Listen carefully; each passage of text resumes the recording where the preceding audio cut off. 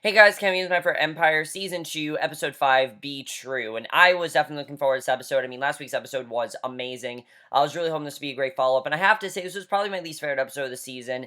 Not that it was bad, I didn't love it as much as I have the past four. I think it was definitely the weakest of the five that we've had. There were a lot of things in this episode I found very unnecessary. And I wish the episode could have been a little bit different than it was. And I'll talk about why. But overall, I did enjoy this episode. I thought it was a really good one overall, and not one of Empire's strongest. But I still thought, because of how good this season is, it was a pretty good episode. I did enjoy it for the most part. By the way, guys, sorry about the glare. There's a horrible glare outside of my window. I don't have curtains in my room, so there's nothing I can do about it, unfortunately. So you're just gonna have to deal with that. Basically, we start with, and sorry this review took so long to get up, guys. I just had a lot to do, and I've been very busy, so sorry about that. But basically, we start with a news report about Lucious, and basically they say that the charges have actually been dropped against him. They're now dropped, and Thurston is talking about how that's how you close a case, and I thought it was interesting how, how fast this has gone. I mean, just a few episodes ago, Lucius was in jail. Now he's out of jail, and not only is he out of jail, now the charges have been completely dropped against him. So, I'm assuming we're not going to see probably, I always forget her name. Roxanne, I'm pretty sure we're not going to see her for a while now because of the fact that now Lucius, she's like beating around a dead bush basically, because of course people now think that Lucius is innocent, and Lucius is definitely doing a good job of covering himself up. The feds are calling it a suicide to cover up their embarrassment, and Andre's back at Empire, looks pleased, and it was cool to see Andre back here. Lucius calls him over, welcomes him back. He says that Roxanne took a leave of absence, and he tells Andre that he signed a singer, Frida Gatz, to her new label, and of course that is, Frank's daughter, and Thurston and Andre encourage him to make a press statement because obviously they want him to, say something, of course, because the charges were dropped against him, and Lucius asks for Andre's phone, and Cookie works with Tiana, who we haven't seen all season long. Randomly, we see Tiana again, and they're at this new shoot, and Cookie checks her phone and says she can't deal with these alerts. She says she fired Portia for getting her arrested, and I thought that was pretty funny. Hakeem brings in Laura just as Lucius makes a video post, and he says he was innocent and was being targeted, and he says anyone that has a problem with him can kiss his ass, and basically just making it seem like he's completely innocent, and Lucius doing a very good job of that. Like I've said, Lucius has a really good way of manipulating people, and this is a perfect example of that. People are believing things that just aren't true. It's obvious that Lucius, we know, of course, that Lucius did in fact kill Bunky, but he still wants to go along with this thing of that, oh, I was unjustly accused. And Laura is fangirling on Tiana. What I love about Laura is that she's just a girl that just is a singer. She's not a celebrity. She's not someone that everyone knows. And it's something I don't think we've seen before in a character. This is a character that just really idolizes these singers. And just, it very much reminds you of if you were to come face to face with a celebrity. I thought it was quite funny. And she asks if she can take Laura to the studio. Laura asks if Tiana and him are a thing. And Tiana says no. And she says she can't wait to see what he'll do with him. And, basically, Hakeem then asks Cookie if she thinks Vernon killed himself, and of course, they don't know that Andre actually killed Vernon and what actually happened. And Cookie says where they're from. If snitches don't kill themselves, someone else will. By the way, quick thing about Roxanne taking leave of absence. That honestly makes sense because obviously there was a dead body in her car, and she obviously freaked out over it. So Cookie says where they're from. So basically, Cookie says that they need to focus and says he needs to be in the studio. She calls him handsome and tells him to smile and then says to fix her phone that Portia screwed up. And Lucius gets cheers from the Empire staff. They have a stripper pole set up in the conference room, and it's a whole party, whole shebang going on basically. And Lucius says this is a new day for Gutter Life, and says Andre is the president of their label. Becky congratulates him, then asks if he's ready to get Gutter with them, and he has a lap dance forced on him. Lucius watches and laughs, and Andre does not look pleased at all. He does not really, obviously, Andre's a very religious man, and he's not really into all this, tasteless stuff and all the stripping and things like that. He's not into that. He doesn't like it, and it's interesting to see that. Especially because, that's something that Empire's known for. They're known for this racy stuff, and I don't know if Andre is ready to step into that world again. So, Lucious watches and laughs. Andre does not look pleased. Lucious is then in the studio producing Jamal's latest track. Lucious stops him and says he needs to do the big bang on the second spot. And we see Neo. He's going to be working with Neo. He asks what Neo thinks. Who says the passion needs to be epic and it's not bad. And I didn't think Neo was unnecessary in this episode. I don't really know why he was in it. You could have really gotten anyone, but I guess because, they just want to get more celebrities, I'm fine with that. But Lucius says they should just collaborate on a couple of tracks. Jamal says they were already talking about that. Michael comes in, says he's got a gallery opening in 30, and Jamal introduces him to Neo. He tells Michael that Neo is coming on a couple of tour stops. He leaves, and Lucius says the first rule of the road is you don't bring your girlfriend. And Jamal says he should not be giving relationship advice, and Neo laughs, and he says the road gets long and you miss something real. And Neo says that if he's got the real, he should bring it. But Lucius says he needs to focus on his big moment. And Andre talks to his pastor about his dad putting him over the tacky label. And he says that it's called gutter life and what it sounds like. And he says Lucius is testing him and there's a purpose to all this. He's really not used to being in this, life of just sex and drugs. He's not used to it. Andre wants to be baptized. But the pastor says that they take it seriously and that's just not something they take lightly. And Andre says, tell him what to do and he'll do it. He really wants this to happen. He wants to be fully committed to the church. And I really like seeing that. The pastor says to clear his conscience to his family, then invite them to his baptism. And he tells Andre his house isn't clean if the clods are dirty. And Andre says the family doesn't go to church unless someone's in a casket. And the pastor says maybe they need him to lead the way. And I like seeing that. So Tiana's then mugged in the lobby of the ghetto-ass studio, and they steal her expensive purse, and that was pretty crazy when that happened. So Cookie tells Hakeem she got jacked, then they show a YouTube video about how Lion Dynasty has to pay tax, and Cookie says they've been marked and she's going to take care of this. And basically, at Leviticus, the artist shows Michael and Jamal some more of his art. He tells them that they're hot together, and Jamal asks to use some of the art for his tour. And this was the thing that I didn't like in this episode. The whole thing with Jamal and the artist and Michael, I'm just going to quickly talk about this because I don't really want to get into it that much, just because it'll make things go faster. I get that they were trying to show that Jamal, is a very good boyfriend to Michael and that he wouldn't cheat on Michael. I understand that. But just this whole thing felt very unnecessary. This is a character that we're probably never going to see again. We're not really going to see this artist character probably for a while. He's not a main character, and you knew that he obviously was not going to leave Michael for this artist. And I thought it was ridiculous. I really thought it was pointless. I get that they're trying to show that these two are meant to be together. I really do like Michael and Jamal. I've said before, I think they're very good together. But I don't really know, or see why this entire, plot was necessary in this episode. I really didn't find it necessary at all. And it kind of just seemed like they were just trying to give Jamal something to do. I get that, but I mean, I'd rather he have something to do than nothing to do at all. But it just felt very unnecessary to me, and I really was not a fan of it. And I'm not a fan of every guy that Jamal seems to come in contact with. They're gay. I'm really not a fan of that. I was hoping this guy would not be gay and that he'd just be in support of gay rights. But no, this guy actually is gay, and I don't have a problem with that. It's just I wish they would have handled this a little bit better than they did. I'm not, I get that the show at core is a soap opera, but I really felt this was very unnecessary. I will say the scene where Michael tells Jamal that he's not going to cheat on him, I mean, I thought that was definitely a really great scene. I definitely really loved that. I just felt this was definitely very unnecessary. So Cookie shows a promo for Lion Dynasty to Laz, who agrees to work with her despite the challenges. He says people think she's swimming in cash and she's on people's radar like the people who hit Tiana.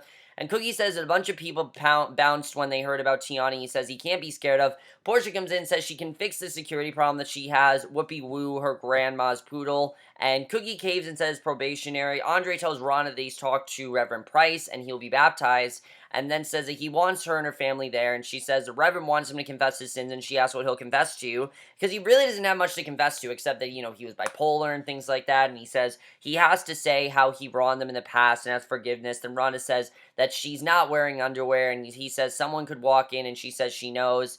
And I really love how supportive Rhonda always is of Andre. Something I always do love. And she's very frustrated. And basically, Cookie and Lucius argue about being stuck with Vernon's ashes, and since he had no next of kin, he had no family, and she says she knows that he didn't kill himself. She's wondering what's going on. He asks why not give him to Carol, because obviously Carol would have dealt with his ashes and done all that. Why not do that? So why was Lucius the one that did it?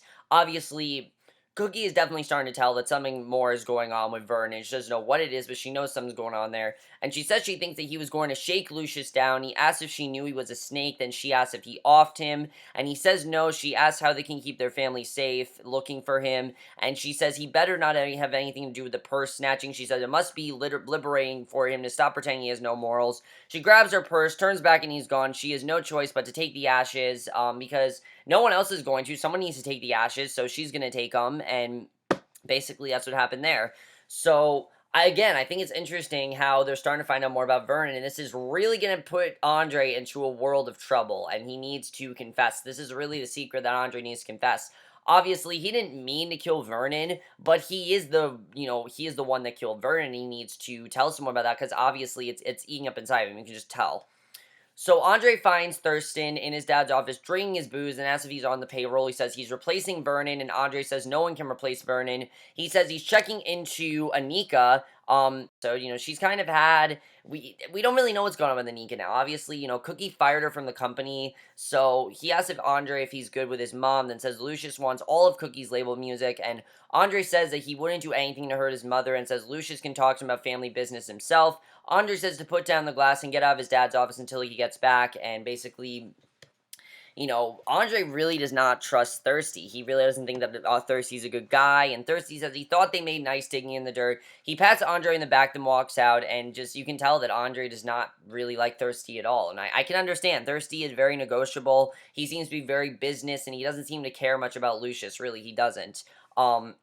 So Neo and Jamal are working together again, and Neo says he seems distracted. His phone goes off again. I did like this scene between Neo and Jamal. Again, I did find this plot kind of pointless, but I did like this scene between them with Neo and Jamal singing. I just felt it was kind of unnecessary.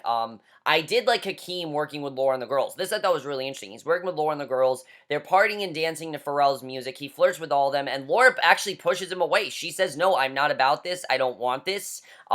She's just a singer, and she says she's not one of those girls, walks off, and the other girls are really offended because obviously they're used to Hakeem making passes at them. They're clearly used to that, but again, Laura has not been in this celebrity life, and that definitely is a big concern for Hakeem, but also it's interesting to see someone actually reject Hakeem, especially because Hakeem is usually the ladies' man and flirts with all these girls. I was thinking Laura would be no different, but no, she actually is, and I think that's why Laura is actually a really good character, and I think Laura could end up becoming, if she becomes a huge part of the show, I could see her becoming a really great character. Definitely, I really love what they're doing with her there. So I thought that was definitely very interesting.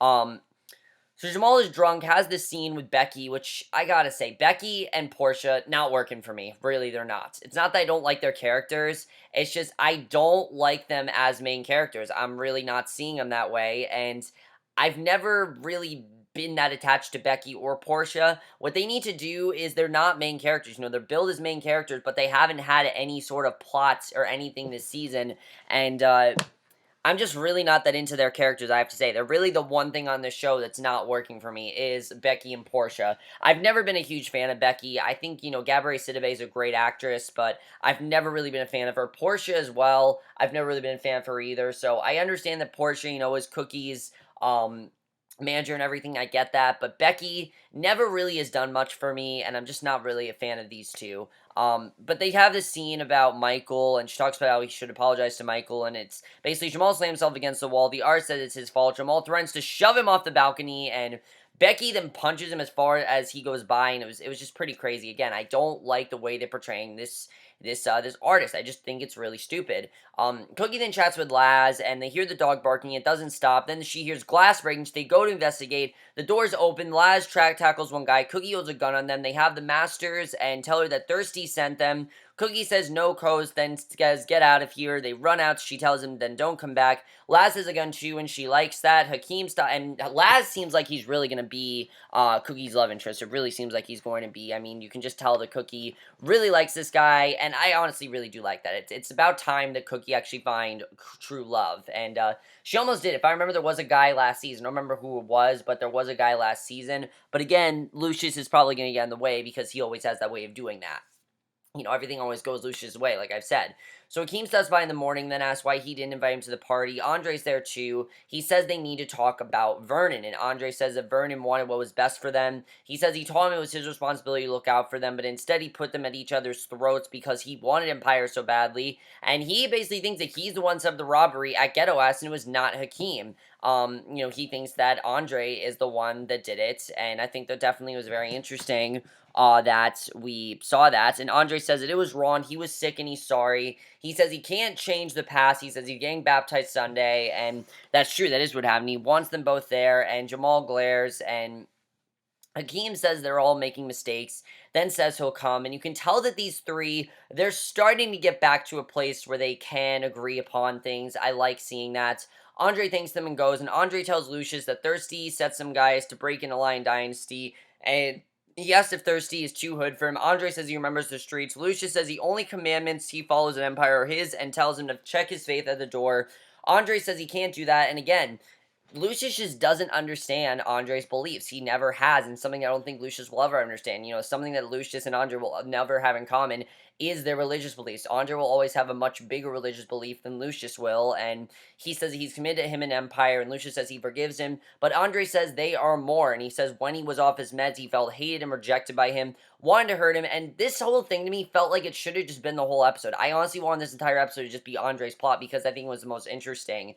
And he says when he was off his meds, he felt hated and rejected by him, wanted to hurt him. He says he went to his studio, put a gun to his own head, pulled the trigger. He says he wanted to die, and the Lord saved him. He says he knows he doesn't believe in that, but says Lucius gave him life, and God gives him hope. And he asks him to come to his baptism, and it's a really powerful scene, I have to say. Again, they're doing some really great things with Andre this season, and Lucius says that dunking someone in tap water doesn't make sins go away. He just doesn't understand it. He doesn't at all, and I think it's really interesting the way they show that. I definitely really enjoyed this whole thing going on there. He says there is no God, tells Andre to man up, and basically Andre walks away. Even though Lucius, I think, does truly care about his son, it's just something they'll never be able to agree upon, and that's just how it is. Lucius has a much different belief than Andre does. So Hakeem goes to find Laura, and I thought this was a really great scene with Hakeem. I mean, there's not a lot of times where we've seen Hakeem be an actual gentleman. Most times we see him, he's either negotiating with people, he's having sex with a woman, he's hooking up with them, he's being immature or displaying very erratic behavior. But I thought this was actually a really great scene. I really loved it. She goes to find Laura. She's walking down the sidewalk. He pulls up beside her, and she asks if he's stalking her, and she says she has a train to catch. He hops out and says he didn't mean to make a pass at her, and he says he never met a girl singer that doesn't want to have sex with him, and she says that she's not. She says she doesn't want to sing for money or fame. She just loves to sing, and I really loved about Laura. She's not there just to be a celebrity. She doesn't even want to be a celebrity. She wants to be a singer, just an actual singer. She loves to sing, and that's her passion. And he says he wants her to voice to touch the world. He says he won't even push her up on her ever again. He promises. He says his driver will take her where she needs to go. He'll catch a cab. She gets in the car. I honestly feel these two are going to start a legitimate relationship, and I think it's going to be interesting for Hakeem because I think he genuinely does like Laura. I think he does like her, but she does not want him to make a passer like that, and I think it's going to be very interesting. If they start dating, this could be a big turnaround for Hakeem, and I'm definitely interested in seeing where that's going to go. So Frida's in the studio with Lucius. He asks who she's talking about, her pops. She says he's supposed to be here. He says he's not there because he's a rotten bastard, and he says that doesn't mean he didn't love her. He says he knew Frank and says he loved her so much, and he says if she bit off his right arm, he would hung her with his left. He says to lay that down and meet face to face. She goes back to the mic and tries again, and Lucius likes the new rhymes. And my only thing with this scene is that I wish it was in last week's episode. I really do. I don't think it was necessary to have it in this episode, but I do see that we're seeing, that Lucius is the only one that does not come to this baptism. Obviously, he just doesn't believe in the same things that Andre does, and that really caused him not to come. So at the church, Cookie gets Andre into his baptism robe, and the last few minutes of this episode were amazing. I absolutely loved it, and it really made me wish that this whole episode just yank out Jamal's plot and have the episode be Andre and Hakeem. I would have been fine with that, because, again, Jamal's plot is really what kind of made this episode not as good for me. Other than that, I thought it was phenomenal. This scene in particular was amazing. Cookie gets Andre into his baptismal road, and it really shows how different, Lucious and Cookie are just in this scene. She says that her mom wanted her to baptize them as babies, but she says babies don't know what sin is, and you should choose it so the sin won't stick. And Andre says he's not a good person, and she says to stop that. And Andre says he's done horrible things. Cookie says she has too, but they are good people, and says God knows his heart, and he's trying to make it right. And she says she doesn't need to hear what he did wrong, and says no one does, and then says that she's proud of him. And I just thought that was a really great scene. I always love how Cookie's there for her kids and how she always wants to be there for them. It's a beautiful scene, and I like how she told him that, we all go through some things that we're not happy about. We just need to just let go, and that's what Jamal wants to do. So Jamal, and this is just, Jamal letting go of his sins in the best way that he can. So Jamal's there. It's a crowded house. Rhonda hugs Jamal, thanks him for coming. The pastor shakes his hand. He sits with Cookie and Hakeem. Cookie says he's surprised that he's there. He says his family showed up. She says she believes him and asks how it's going with Lucious. He says everything he wanted and she wanted. She says she's happy for him, and he says he don't lie. She asks if Lucious coming, and he shakes his head. He doesn't think he's coming. She says if that devil walked in here, the whole place might catch fire. They all laugh, and Lucious does show up. He goes inside, walks down the aisle, the whispers start. Cookie says, mention the devil, he'll walk right in, and I thought that was pretty funny. Lucius then introduced himself to the Reverend, who tells him that Andre is an exceptional man, and Andre hugs him and then says that he loves him, and Lucius says that he knows he does. Hakeem moves so he can't sit with Cookie, who says she needs to slide down in case lightning strikes, and Jamal says he thought Lucius was in the studio. He says he was working with Frida, and her rhymes moved him. Cookie says quit bugging her studio, quit trying to steal from them and robbing and hurting them, and Hakeem says preach, and I obviously, Cookie has some points here. It seems like just Lucius is interfering with everything, and it makes sense because he's been in prison. They've had all this time to catch up and do this whole thing, and now he's back, and it just feels like he's interfering. So Rhonda shushes Lucius, who keeps on threatening Cookie. Andre gets dipped, and Lucius watches, and this scene was incredible because I really love what they're doing in the flashbacks. So we see why Lucius is so against this. His mom went crazy, dragged him into the tub, held him underwater to wash away her son, sang Mona Lisa. She held him under again and again, and Lucius couldn't take it anymore, walks out, and that's pretty much why Lucius is so against the baptism, because his mom basically tried to kill him, and which I think is pretty crazy that she did that. But Andre's hurt to see him go, but that's just, to Lucius, that's just what happened in his life. That's how it's always been, and that's probably why he's so overly against it like he is, and I think it definitely is very interesting. So Andre's hurt to see him go, but the congregation says amen. He can't do anymore. He walks out. Lucius stops, looks back to his son, then walks out. The Reverend says God is good, and the church and the choir sings. Cookie and Jamal hold hands, and then the ending of this episode was very interesting, and I think it's really going to be an amazing episode when this comes back from the hiatus. Hakeem looks at this. Cookie blows Andre a kiss. Hakeem is out for a run in the park later.